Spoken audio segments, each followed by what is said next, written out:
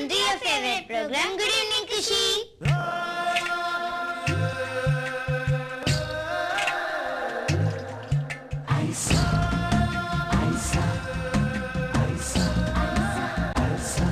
Hi, Roshni. Good evening. Hi, Agnya. Very good evening. ఏంటి సంగతులు రోష్ని? ఏదో ఆలోచిస్తున్నావు.